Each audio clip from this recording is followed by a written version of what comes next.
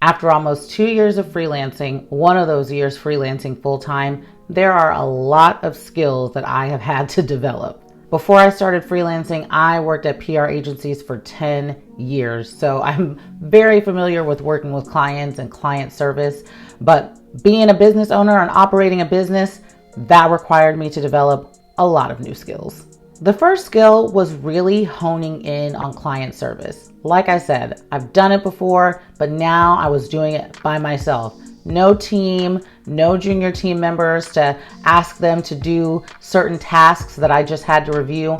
No, I'm doing all of it, and it's really requiring me to bring my client service to another level because I don't have anybody else on my team to rely on. Doing that really requires me to stay extremely organized, and that level of organization doesn't only apply to the client service, it also applies to running the business. Another big skill I had to develop was the organization of the administrative tasks of doing this by myself. I have to keep up with all my expenses, make sure all my things are ready at tax time, which now has to be filed quarterly instead of annually. I have to keep up with my healthcare benefits and retirement accounts and keep up with my mileage if I have to drive to a client event. Everything falls on me when it comes to the administrative side of the business. So I have had to take my organizational skills to the next level, bring in a lot of new tools to help me do my work in terms of different apps and websites that I use. It's a lot of organization. That skill has become as strong as ever for me as a business owner.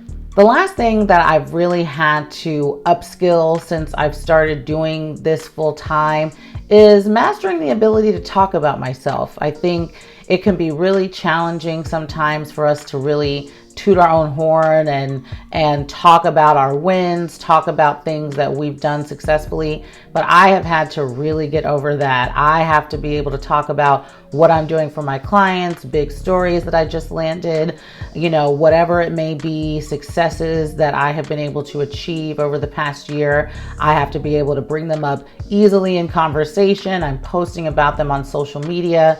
It's something that is key because it is one of the key ways that you will attract new business, is being able to let people know how well you're doing with the current business. And so it's really, really important to be able to talk about yourself, and my ability to talk about myself and talk about my business has been a key factor into growing my business to the place that it is right now, a 6-figure business where I have exceeded the salary at my last job. And I know that can be difficult. I know we feel like we're being annoying if we're talking about ourselves too much, but there is a balance. There is a way that you can find that middle ground to be able to talk about your work, but not be annoying at the same time. I'll do a deeper dive into all of this in my upcoming course launching in November, Freelance Freedom. It'll be an in-depth 3-hour-long course focused on many aspects of freelancing and building a freelance business, really giving you the step-by-step instructions